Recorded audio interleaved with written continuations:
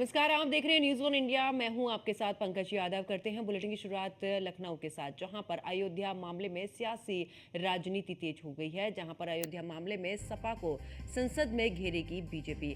अयोध्या आई team की report पर BJP की रणनीति तैयार है। अयोध्या आई 3 सदस्यों की टीम ने रिपोर्ट दिल्ली भेजी है। नाबालिग के साथ हुई घटना पर पीडीए प्रेम को लेकर यहां पर घेरने की तैयारी। तो अयोध्या आई टीम की रिपोर्ट पर बीजेपी की पूरे तरीके से समाजवादी पार्टी को घेरने की तैयारी। अयोध्या आई 3 सदस्यों की टीम ने रिपोर्ट भेजी है दिल्ली, और ऐसे में नाबालिग के साथ हुई घटना पर पीडीए प्रेम पर उठे हैं सवाल।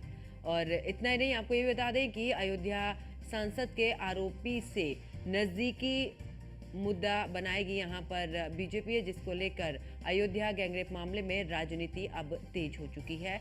इतना ही नहीं, आपको ये भी बता दें कि अयोध्या गैंगरेप मामले में सपा को संसद में बीजेपी घेरेगी। इसके अलावा ये भी जानकारी दे दें कि अयोध्या आई टीम की रिपोर्ट अब बीजेपी की रणनीति उस पर तैयार है, जिस तरीके से रिपोर्ट भेजी गई है। और अयोध्या आई 3 सदस्यों की टीम ने रिपोर्ट इस दौरान दिल्ली भेजी, जिसके बाद अब सरकार पूरे तरीके से घेरने की कोशिश में। नाबालिग के साथ हुई घटना पर पीडीए प्रेम पर यहां पर सवाल उठाए जाएंगे। और ज्यादा जानकारी के लिए हमारे संवाददाता स्कंदिता मिश्रा हमारे साथ फोन लाइन पर जुड़ चुकी हैं। स्कंदिता, अयोध्या का जो मामला है नाबालिग के साथ जिस तरीके से दुष्कर्म हुआ और उसके बाद कार्रवाई भी राज्य सरकार की तरफ से की गई है, और इस अगर मामले की बात करें, क्योंकि पीडीए का मुद्दा समाजवादी पार्टी बहुत ही प्रमुखता से उठाती है, ऐसे में क्योंकि इस मामले को लेकर अब सरकार समाजवादी पार्टी को घेरती हुई नजर आएगी।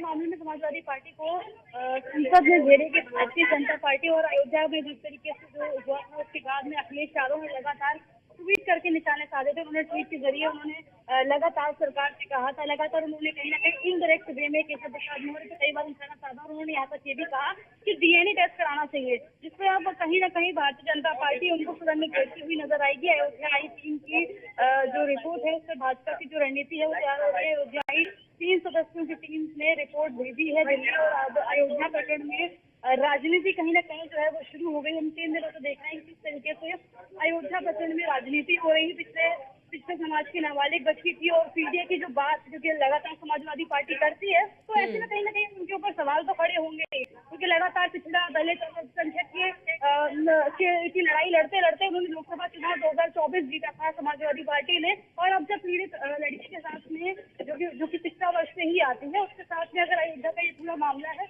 तो वैसे कहीं ना कहीं सरकार बिल्कुल घेरेगी। और विपक्ष को अब कहीं ना कहीं, क्योंकि समाजवादी पार्टी लगातार सवाल खड़ी कर रही थी कि आखिर जो मामला पूरा हुआ है उस पर डीएनए टेस्ट होना चाहिए। अब डीएनए टेस्ट होगा या नहीं, लेकिन फिलहाल जो है अयोध्या प्रकरण में राजनीति जो है वो कहीं ना कहीं शुरू हो गई है। बिल्कुल। और स्कंदिता, ऐसे में क्योंकि अयोध्या के जो सांसद हैं उनसे नजदीकी यहाँ पर बताई भी गई है, जो आरोपी है मुख्य, और ऐसे में क्योंकि अब उनको लेकर तमाम जो बयान थे समाजवादी पार्टी की तरफ से भी आए थे कि पीड़िता के जो माता जी है उनका भी यहाँ पर नार्को टेस्ट यानी कि होना चाहिए, उसके बाद दोनों तरफ से इस तरीके के टेस्ट होने चाहिए।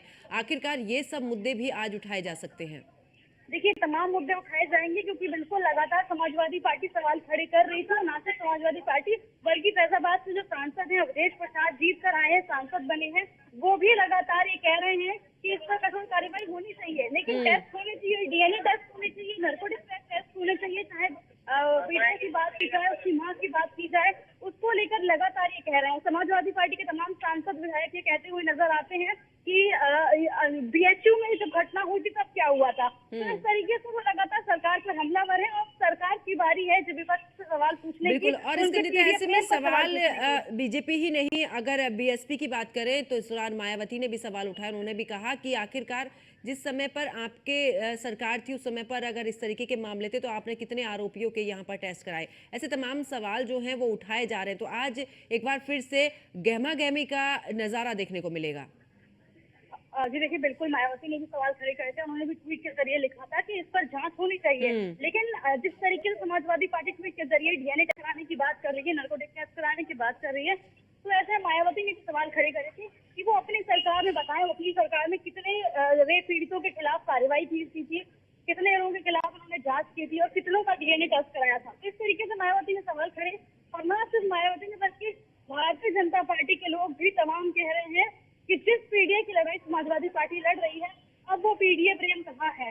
अब जब उनके खिलाफ कार्रवाई हो रही है तो उस पर समाजवादी पार्टी के तमाम लोग ये भी कहते हुए नजर आ रहे हैं कि जब हाथरस कांड हुआ था तब उसमें क्या कार्रवाई हुई, जब बीएचयू कांड हुआ था तब उसमें क्यों डीएनए टेस्ट या क्यों बुलडोजर लेकर नहीं पहुंच गए थे, तब बुलडोजर का डीजल कहाँ खत्म हो गया था। इस तरीके से समाजवादी पार्टी के लोग जो है वो सवाल पूछते हुए नजर आ रहे हैं। जी बिल्कुल, चलिए बहुत बहुत शुक्रिया स्कंदिता हमारे साथ जुड़ने के लिए, तमाम जानकारी साझा करने के लिए।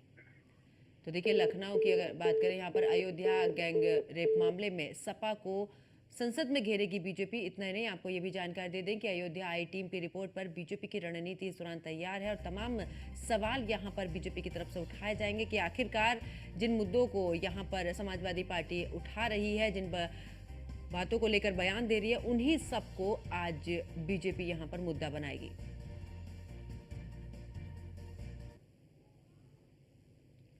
तो अयोध्या सांसद के आरोपी से नजदीकी जो है उसको लेकर भी मुद्दा यहाँ पर बीजेपी की तरफ से उठाया जाएगा। तो अयोध्या गैंगरेप मामले में राजनीति तेज।